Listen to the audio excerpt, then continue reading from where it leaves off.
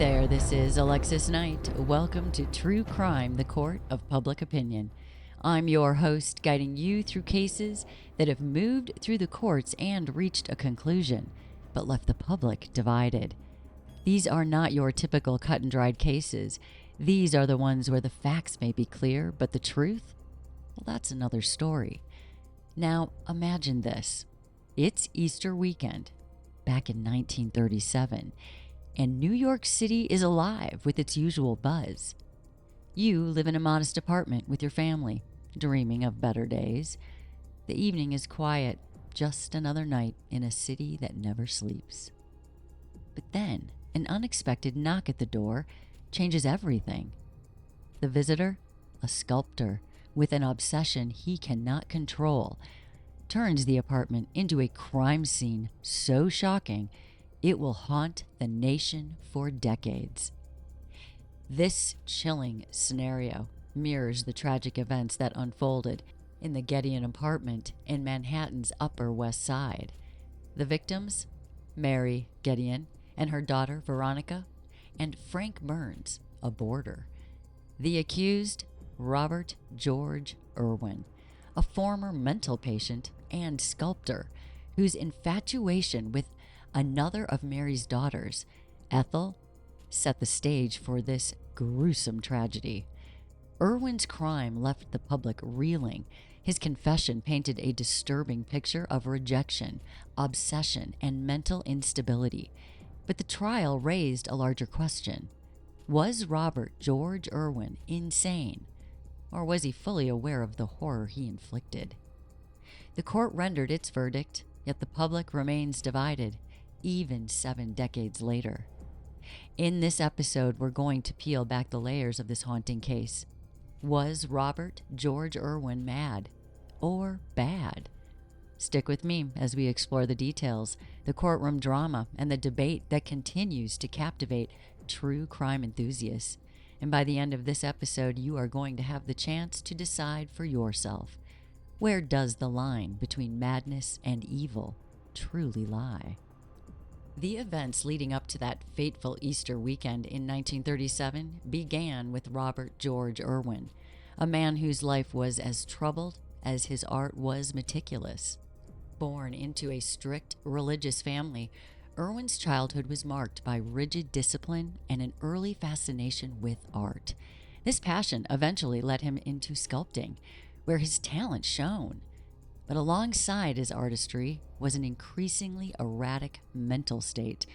Diagnosed with schizophrenia and institutionalized multiple times, Irwin's life was a volatile blend of genius and instability.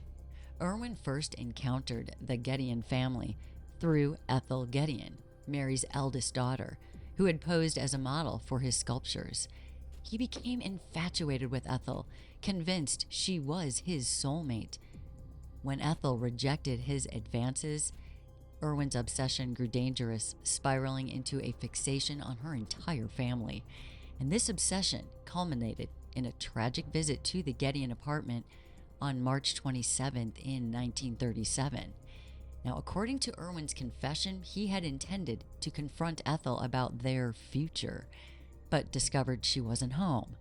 Enraged and disoriented, he turned his fury on her family. He strangled Mary Gedeon in the living room. Then he moved to Veronica's bedroom, where he murdered her in a similar manner. And then finally, Frank Burns, a boarder who had entered the apartment unexpectedly. Well, he was bludgeoned to death. And then Irwin fled, leaving behind a scene of unimaginable horror. The crime shocked the nation, and a massive manhunt ensued. Irwin evaded capture for months, traveling under assumed names and blending into the transient populations of New York City. His capture in Cleveland later that year brought a mix of relief and morbid fascination to the public. In court, Irwin's defense hinged on his mental state. The prosecution argued that his actions were premeditated and calculated, pointing to his methodical escape and confession. The defense countered with the expert testimony about Irwin's schizophrenia, portraying him as a man tormented by delusions beyond his control. Ultimately, the court ruled that Irwin was not fit for execution, but was also not absolved of his crimes. He was sentenced to life in a mental institution, where he spent the rest of his days under close supervision. This verdict satisfied some, but many questioned whether justice was truly served. Was Irwin a cold-blooded killer, or was he a victim of his own fractured mind? The case against Robert George Irwin was as dramatic as the crime itself, filled with shocking revelations and haunting details. When authorities finally apprehended Irwin in Cleveland, his confession provided a chilling account of his actions.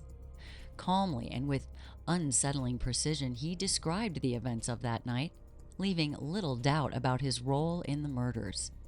He explained that his original plan wasn't to harm anyone.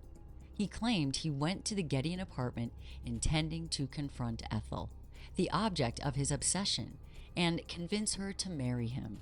But when he realized she wasn't there, his fragile mental state crumbled. Fueled by years of rejection and his escalating delusions, his frustration turned deadly. Mary Gedeon, the matriarch, was his first victim. Irwin later stated he believed Mary stood in the way of his destined relationship with Ethel. Veronica, the younger daughter, became his next target, her murder described by Irwin as a means to silence a witness. And then finally, Frank Burns, the unlucky boarder who stumbled upon the scene, was brutally killed to prevent his escape and ensure Irwin's own. The crime scene itself painted a grim picture. Investigators found signs of a struggle in nearly every room of that apartment. Mary's body was discovered in the living room, Veronica in her bedroom, and Frank's lifeless form near the entrance. These details underscored the brutality of the attacks, leaving even seasoned officers shaken. The public reaction was immediate, and it was intense. Media coverage of the crime created a sensation, with headlines branding Irwin everything from a mad genius to a diabolical monster.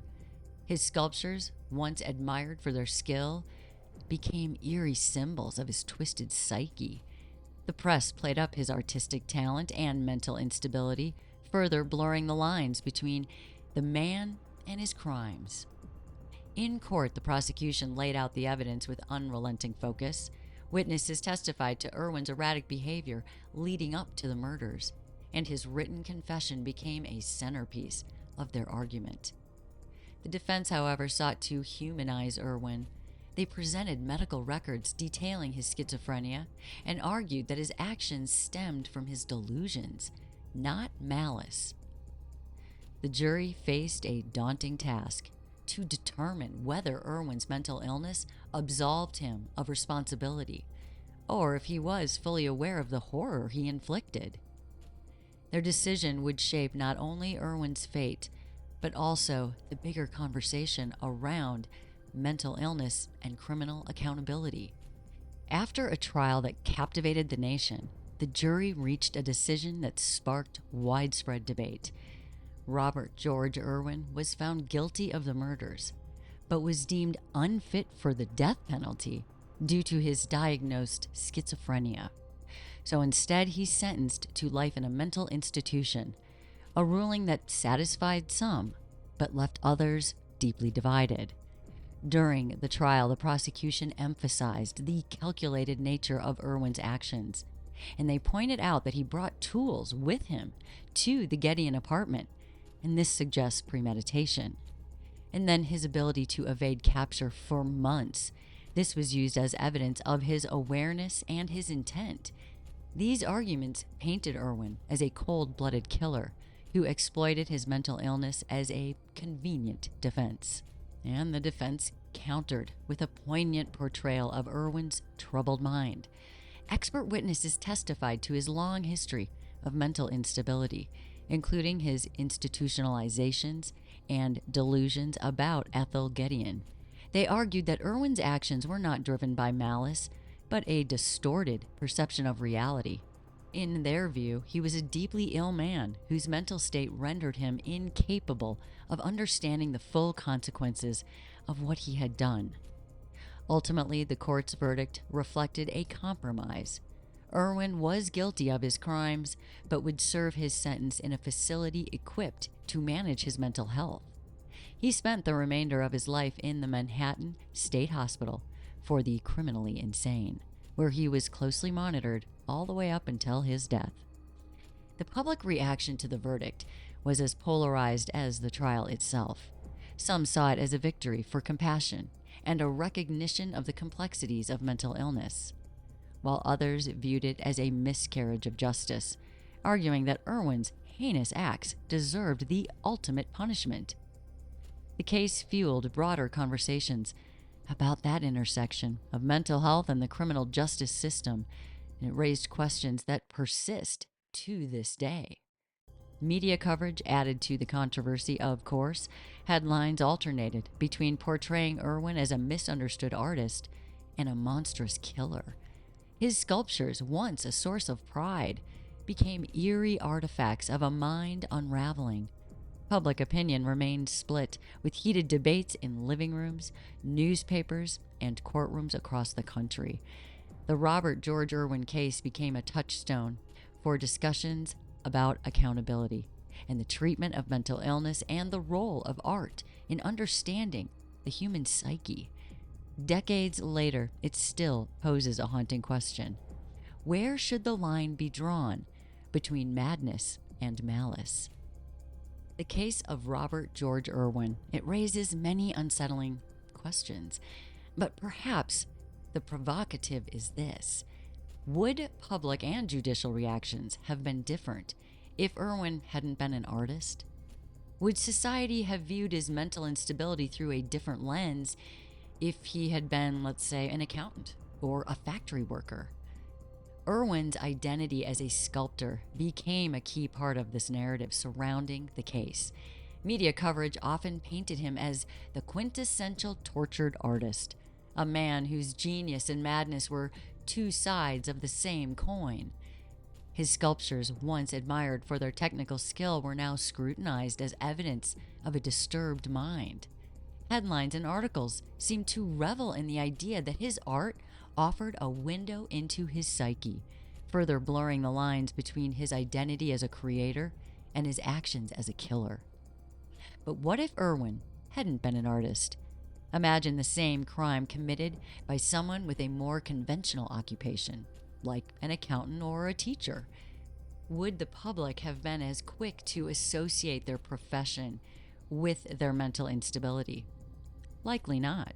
Instead of pondering the relationship between genius and madness, the narrative might have shifted to focus on their failure to fit the mold of that profession. This difference speaks to a broader societal stigma, the perception that artists are inherently more prone to instability.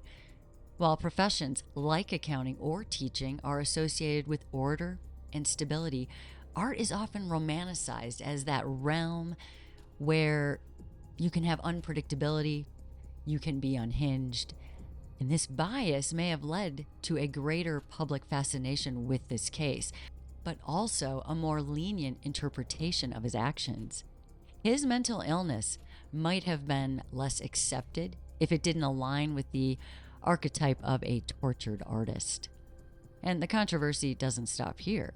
Irwin's case also highlights the stigma around mental health itself. Was his sentence to a mental institution a reflection of compassion, or was this a convenient way to sidestep harsher punishment? Some argue that if Irwin had been less of an enigma, a troubled artist with a dark past, he might not have escaped the death penalty. His artistic identity may have shielded him from harsher judgment, offering a narrative that made his crimes feel almost inevitable. And these questions linger, adding layers of complexity to an already polarizing case. In the court of public opinion, the debate over Irwin's madness versus malice remains unsettled. But so too does the question of how society's biases shaped this outcome. Is there a double standard for mental illness depending on one's identity or occupation? And if so, what does that say about justice itself? The public's reaction to the Robert George Irwin case reveals much about how we perceive justice, mental illness, and identity. To some, the court's decision to commit Irwin to a mental institution instead of sentencing him to death was a sign of progress, an acknowledgement that mental illness deserves treatment, not punishment. But to others, this felt like an excuse, a way to rationalize acts so heinous they seemed beyond comprehension. And the media fueled this divide, portraying Irwin alternately as a tragic figure and a calculating killer. His confession, delivered in chilling detail, painted a man fully aware of his crimes. Yet his history of institutionalizations and delusions added complexity, leaving many unsure whether to see him as a victim or a villain. This ambiguity extended to Irwin's life in the state hospital for the criminally insane. Reports from the institution describe him as a cooperative and even talented inmate, sculpting and creating art during his confinement. And for some, this was proof that his madness could be managed. And for others, it was a reminder of his darker side, as if his creativity was forever tied to the horrors he committed. The lingering question is whether Irwin's artistic identity shaped the outcome. Did his talent make him seem more redeemable? Or did it make his crimes more sensationalized? Would the court and public have responded differently if he were less remarkable? And does justice truly account for these nuances? Can it? Or are they a part of a larger bias in how we view crime and punishment? The conclusion of Robert George Irwin's trial brought some sense of closure to the judicial process, but for the public, this case was far from over. Irwin's crimes, combined with his artistic genius and mental illness, sparked debates that went beyond the courtroom. These debates weren't just about Irwin, but about society's understanding of madness and morality and justice. Irwin's guilty plea spared the jury from having to render a final verdict, but interviews with legal experts and observers at the time reveal how divisive this case really was. Many believed that a jury would have struggled to reach a consensus. They would have been torn between sympathy for Irwin's mental illness and the brutality of his actions. Public opinion mirrored this divide. Some letters to newspaper editors described the decision to place Irwin in a mental institution as an insult to justice, while others viewed it as a progressive step toward recognizing mental illness as a legitimate factor in criminal behavior. For the Gedeon family, particularly Ethel, the wounds left by this case were too deep to heal in the public eye. Unlike Irwin, who was analyzed and discussed extensively, the victims became secondary figures in their own tragedy. And this imbalance raises another uncomfortable question. Why does society often focus more on the perpetrators than the lives they destroy? Was Ethel's silence a reflection of her grief? Or was it influenced by the way her family was portrayed in the press? Particularly the objectification of her sister, Veronica, whose modeling career became a point of fixation in media coverage. Why? The connection between art and madness is a trope as old as time, and the Irwin case amplified it in the public consciousness. His sculptures, once admired, became dark relics of a disturbed mind. Art critics of the time, they debated whether his work should still be celebrated or whether it was now tainted by his crimes. Irwin's case raises a question that continues to surface in discussions of artists who commit heinous acts. Can we separate the art from the artist? Irwin's life in the state hospital served as a microcosm for broader societal issues surrounding mental health care. Reports from the institution described Irwin as a model patient, creating art and engaging with others calmly. But this raises another paradox. If Irwin could function so well under supervision, why wasn't his condition managed before tragedy struck? The lack of adequate mental health resources in the 1930s undoubtedly played a role, and his case became a rallying point for advocates pushing for reform. Perhaps the most intriguing question is how the Robert George Irwin case would play out in today's legal and social landscape. Advances in mental health science might provide more clarity about his condition, while the 24-hour news cycle and social media would amplify every detail of the trial. Would modern forensic psychiatry offer a more nuanced understanding of his actions, or would the court of public opinion remain as polarized as it was back in the 30s? The case of Robert George Irwin was groundbreaking in its time, but its implications still resonate in modern legal and social contexts. The debate over mental illness and criminal responsibility has only grown more complex as advancements in neuroscience and psychology continue to challenge traditional notions of accountability. In today's justice system, Irwin's case would likely have played out differently. Modern forensic psychiatry might offer a more nuanced understanding of his schizophrenia, potentially influencing both his defense and sentencing. The use of brain imaging and psychological evaluations could provide concrete evidence of how his mental illness affected his decision-making process. But even with these advancements, public opinion would remain divided, as it often does in high-profile cases involving mental health.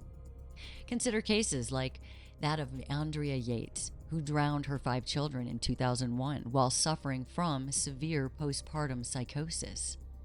Like Irwin, her mental illness became the focal point of the trial, sparking heated debates about whether she should be punished or treated. Yates was initially convicted of murder, but then later found not guilty by reason of insanity, a decision that mirrored the controversy surrounding Irwin's verdict. These modern parallels highlight a critical question. Have we truly progressed in how we handle cases involving mental illness? Or do the same biases and misunderstandings persist? Irwin's case remains a touchstone for this ongoing conversation, challenging us to reconcile compassion for mental illness with the need for justice. Irwin's trial occurred during the golden age of print journalism, when newspapers were the primary source of information for the masses. The media's role in framing his case cannot be overstated. Sensational headlines, detailed crime scene descriptions, and dramatic courtroom sketches created a narrative that captivated readers, but it often prioritized entertainment over accuracy. And now fast forward to today, and the media landscape has transformed dramatically. Social media platforms amplify cases like Irwin's in real time, with public opinion forming almost instantaneously. Hashtags and viral posts can sway perceptions before a trial even begins, often overshadowing the actual facts that get presented in court. This modern phenomenon raises an important question. Would Irwin's case have been judged differently in the age of Twitter, X, and TikTok? This power that the media has to shape narratives is both a strength and a danger. While it can bring attention to systemic issues like mental health care, it can also perpetuate stereotypes and biases. Irwin's case serves as a reminder of the media's dual role as both informant and influencer, a dynamic that continues to evolve but remains as impactful as ever. The story of Robert George Irwin, it forces us to confront the truths about human nature and justice and the societal structures that really shape our lives. His actions were undeniably horrific, yet his case challenges us to look beyond the surface and consider the complexities of mental illness, accountability, and the justice system. What if Irwin's schizophrenia had been better understood or treated earlier in his life? could this tragedy have been prevented? And what does his case reveal about the limitations of the justice system in addressing the root causes of crime in the first place? These questions remain as relevant today as they were back in 1937, and it serves as a reminder of the work we still need to do to create a more just and compassionate society. So, where does this case leave us? The story of Robert George Irwin is as much about the man as it is about the society that judged him. His actions were horrific, but his mental illness complicates our understanding of accountability. Was Irwin a victim of a failing system that ignored his escalating instability? Or was he a calculating killer who used his condition as an excuse? As we've seen, the courtroom delivered its verdict, but the court of public opinion remains divided. Irwin's identity as an artist, his mental health struggles, and the media's portrayal of him all played into the narrative, influencing not just the trial, but how history remembers him. The Gedeon family's pain was real and immeasurable, yet their voices were overshadowed in a story dominated by Irwin's enigmatic personality. In cases like this, the answers are rarely clear-cut. Irwin's story forces us to confront our biases about mental illness, justice, and even creativity.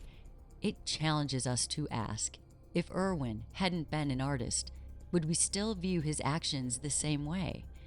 If he hadn't been mentally ill, would his punishment have been harsher? And perhaps the most uncomfortable question of all, if we fail to address the systemic issues that contribute to tragedies like this one, mental health care, societal stigmas, and media sensationalism, are we all complicit in some way? As always, the final judgment belongs to you. Was Robert George Irwin mad, bad, or a complex mix of both? And did the justice system strike the right balance between punishment and compassion? Thank you for joining me on this deep dive into true crime, the court of public opinion. Stay safe out there, ask the difficult questions, and always dig for the truth. Until next time, this is Alexis Knight.